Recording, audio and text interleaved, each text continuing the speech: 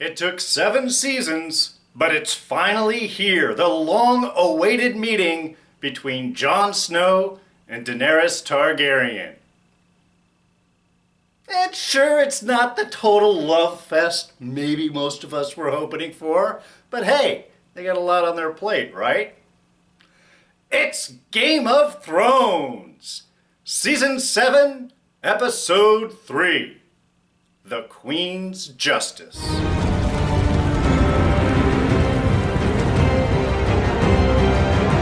Hey everyone, D here, and welcome to this week's review of Game of Thrones. So yeah, you know there are spoilers ahead. Alright, so, Season 7 might as well have just been called We're Not Effing Around. Because from where they have started to where they need to go, everything is moving pretty much as fast as it possibly can.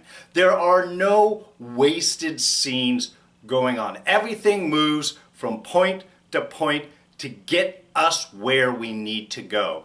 And tonight's episode was really perfect in that. We start off immediately with Davos and Jon landing on Dragonstone. No drag out, no ridiculous, no additional scenes and movements. They have a lot of ground that they have to cover before the show ends next season. So they are moving things super quick, and it's beautifully done because they're not rushing.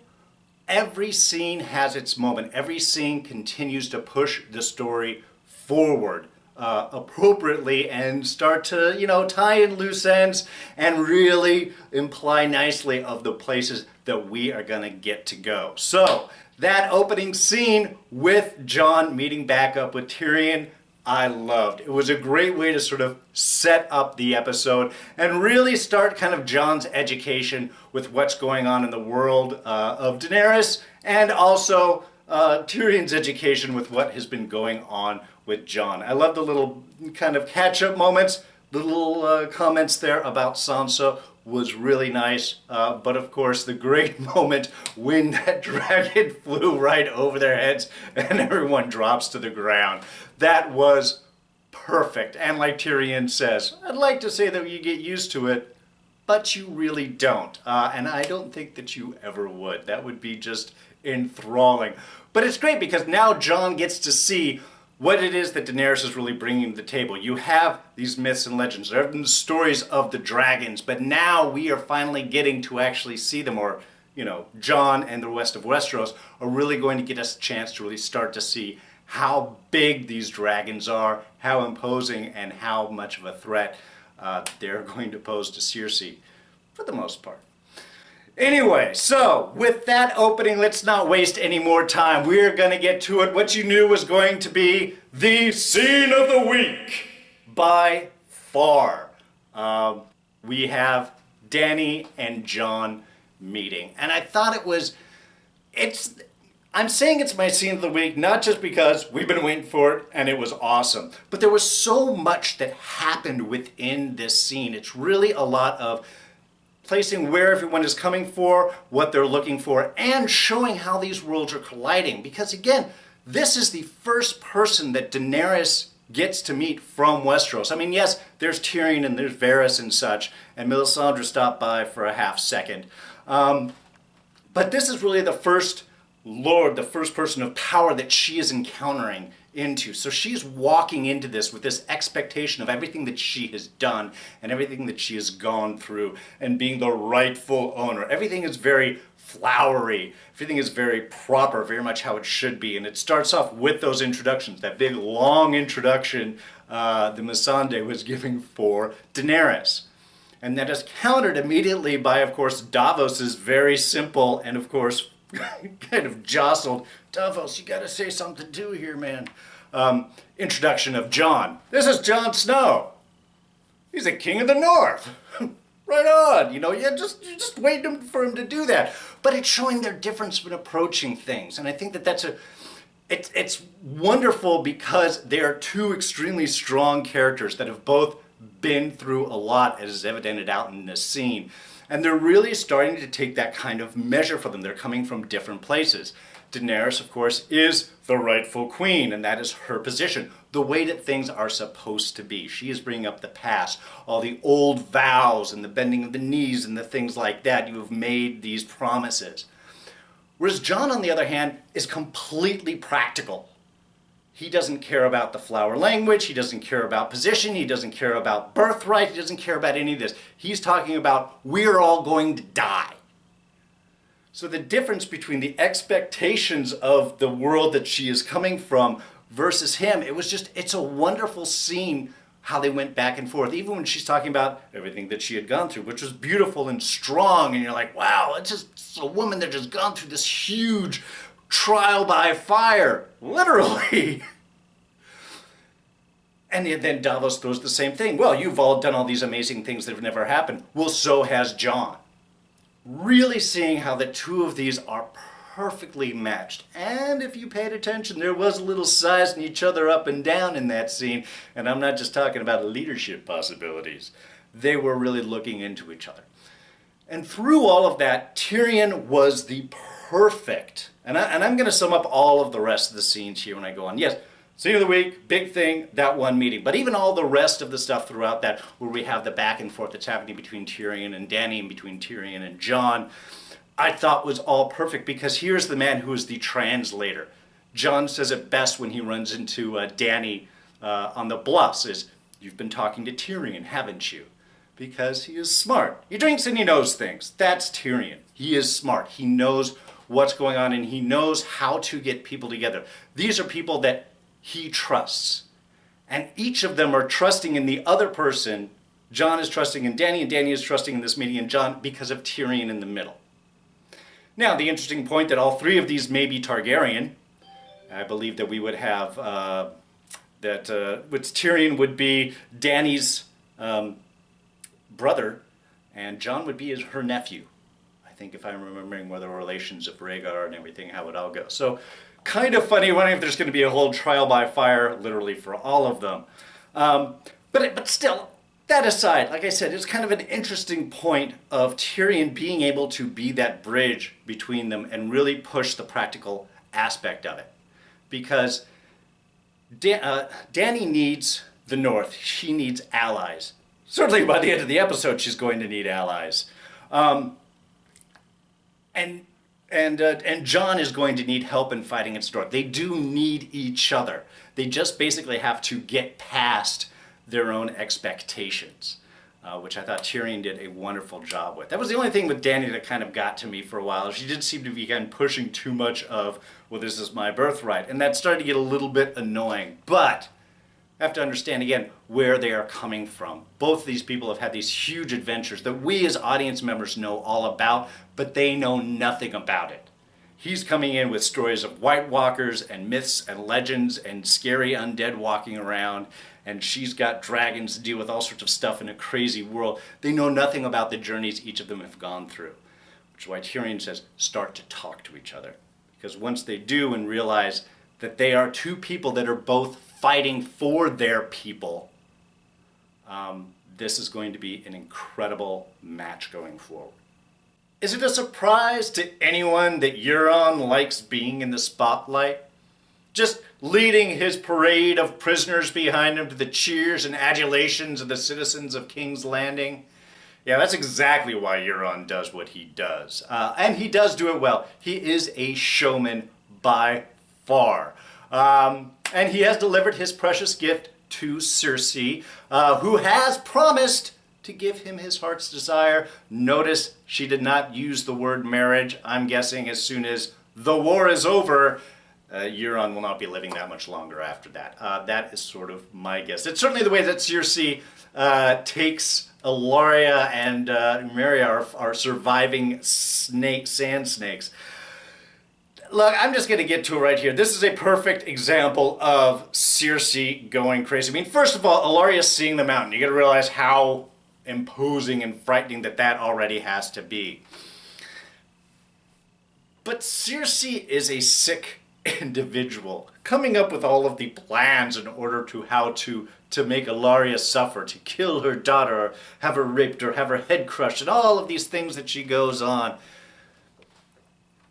Okay, doing the same thing that was done to her daughter. There is a poetic justice to it, but adding on to, I'm going to put you in a cell and you get to watch her die over some period of time that it's going to be, and then you are going to stay alive and watch until she rots.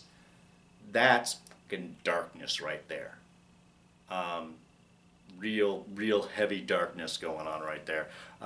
Anyway, that was just, what else would you expect? That's Cersei, that's her being cruel. Only thing about that scene, I gotta say, the whole gag stuff always annoys me. Okay, you know, look. Gag, in mouth. I can still talk. Oh my God. Oh, stop it. The torture. It always annoys me. You gotta put a sock in the mouth and then put it over. Then they can't talk. I'd show that, but my socks are nasty. And of course, that gets her so excited she forces herself on Jaime. Which, you know, she didn't really seem to be in the mood, but I guess it's only fair. Jaime forced himself on her once, so I guess she's got to force herself on him. It's kind of the way that they do things. And of course, we did get to see Sansa doing her work, commanding up in Winterfell, and doing a great job. I love the little line between Jon and Tyrion at the beginning is, she's smarter than she lets on. She's starting to let on. Yeah, she is. She is establishing herself and doing, like I said, a wonderful job. She is knowledgeable. She has the confidence to do it. Definitely to order men. Definitely to know to do the right things. To be prepared for the future. So I love how they're having Sansa be so capable. It's just been such a wonderful arc from her beginning. And also the little tete-a-tete that she continues with Littlefinger, kind of constantly putting in his place. And the one thing I have to say about this scene is, as much as I do not like Littlefinger, because we're not supposed to, he is a sniveling individual, he is really smart. The advice that he gives her, it's funny how everybody kind of has their hand and advisor. You know, Daenerys has Tyrion, and Jon has Davos, and there we have Sansa with Littlefinger doing his best to give advice. But the advice that he gives about battling in the mind, again, I don't like him, but that's really smart advice, and I think she really is listening to it. She's not dumb enough to ignore good advice simply because of it's coming from Littlefinger. But that idea of approaching battles, think of them, fight them in your mind first, fight everyone all the time, and that way you are always prepared. It's a little dark and twisted, but quite apropos for Westeros, certainly in dealing with Cersei. Now, the other big moment there was, of course, the reveal of Bronn returning. Now, I didn't mention Bronn back in the first episode when he showed up, because he just sort of popped in and was creepy. And that's pretty much what's going on right now. Yes, it's great for Bran to arrive there. I love the moment between her and Sansa, how she starts to tell him, look, you're the Lord of Winterfell. And he's like, no, I'm not. I'm the Three-Eyed Raven. I think you could explain that it was a title and it's been passed on to you. That's not that difficult to explain. But it was good to have him back. Yes, there's going to have to be advice to Jon. I'm sure that's where we'll find out about his Targaryen background. However, Bronn, buddy, ease off on the creepiness, especially with your sister. You were so beautiful that night. I saw you in the snow with your red dress when Ramsay raped you. I mean, really, that's just...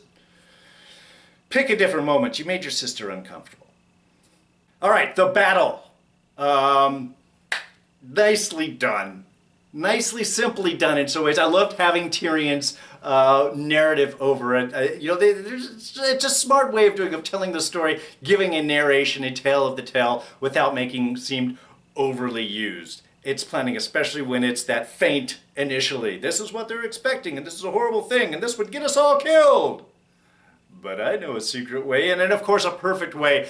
Of course, Tywin would not worry about the sewers. And of course, he would give Tyrion the job of dealing with the sewers. So, comes back to bite him on the ass.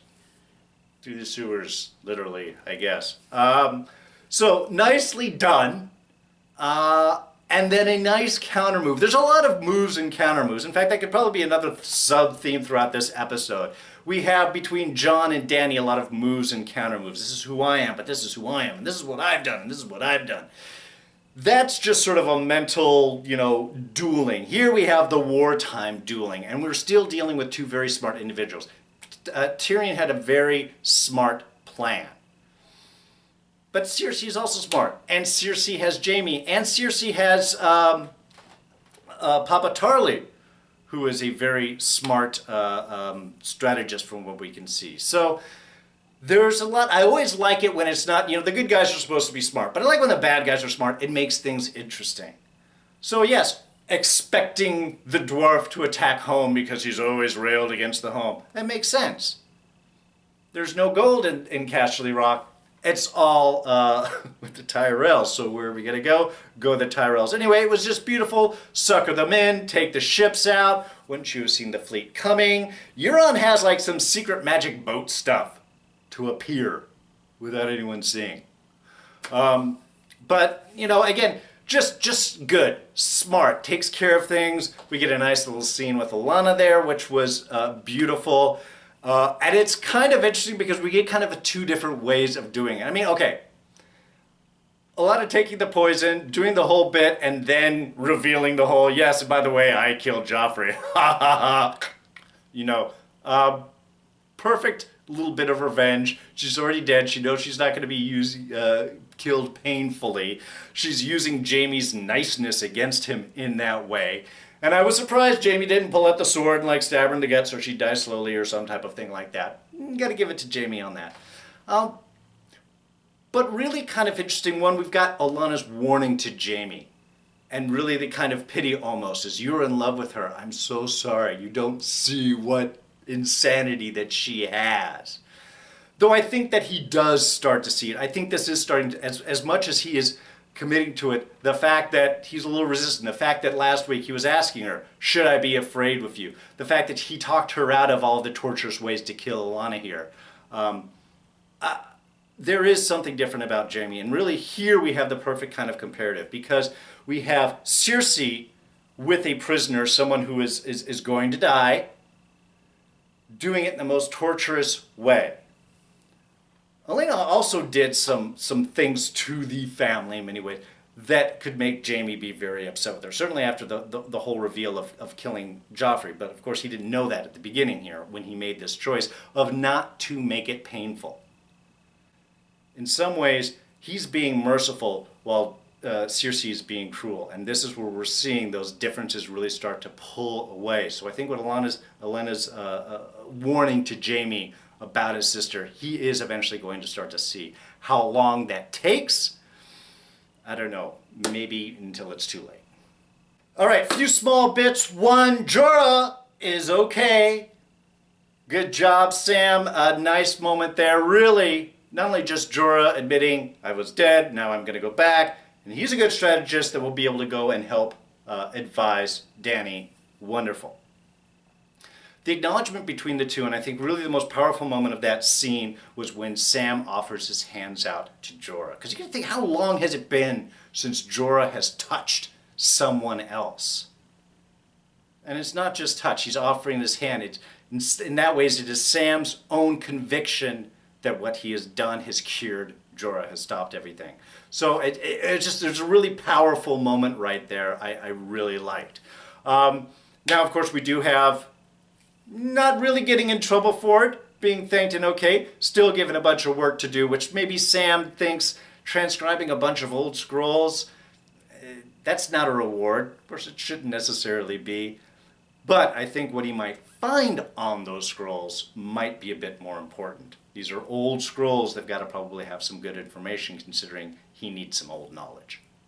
There's a wonderful bit of foreshadowing in the very beginning of the episode, just in fact before the dragon swoops over Jon and Tyrion, when Tyrion's giving the advice of Starks don't do well when they travel south, Jon's response, but I'm not a Stark. Sure, he's a bastard, he's a Snow, but he may be more Targaryen than Stark, or Stark and Targaryen. Starkarian? Anyway, interesting, I thought, little sort of foreshadowing on what may be coming forward. Also immediately following that, when we had Melisandre on the top talking with Varys, she has a really interesting line there. I brought fire and ice together. Or I'm sorry, I think she says I brought ice and fire together.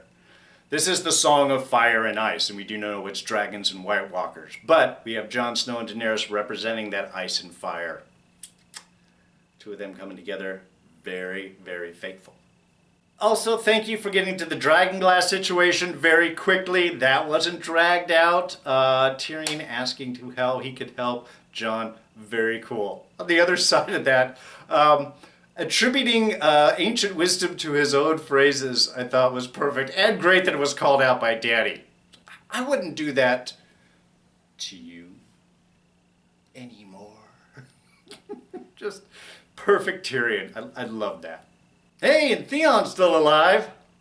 And his people respect him just about as much as I do.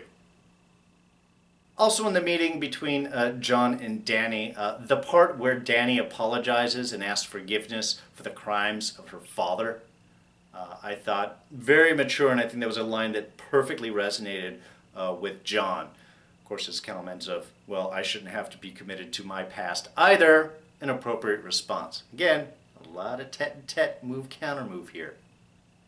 Seeing Mycroft as the head of the Bank of Bravos was just hilarious. Okay, look, I know, it's actor Marc, but he is always Mycroft in my eyes. Alright, so I think that's going to wrap things up for this week. So, next week, well, the Lannisters got the Tyrell gold now, so I guess that's how he's going to pay off the Bank of Bravos in that fortnight. I thought that was a quick amount of time, which is only going to give more support to them. Meanwhile, Dany's just lost a bunch of allies. That's going to draw her and Jon as really necessary allies together, I think, even closer. Can't wait for that. Now, there was a lot to cover this week. There is still more to dive into, and you know, we could talk about it some more this Wednesday. That is August 2nd at 6 o'clock Pacific time. Going to be on air doing a live podcast with Marc over at Enchantment of Eternity. We have done these before, but we're going to be talking all about tonight's episode 3. So if you've got questions, you want to hear some more, come on and check it out. I will throw a link down to it in the section below. I will also be tweeting it out tonight and over the next day or two to remind you. So come check it out, 6 p.m. Pacific time on Wednesday, August 2nd.